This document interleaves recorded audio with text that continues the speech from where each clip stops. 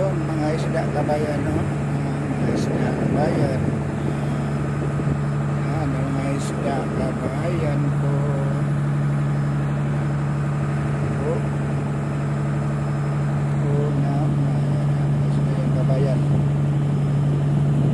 Naglaro-laro sila kabayan ko. Yan na isda kabayan. Isda kabayan. Nawala kabayan. Kabayan.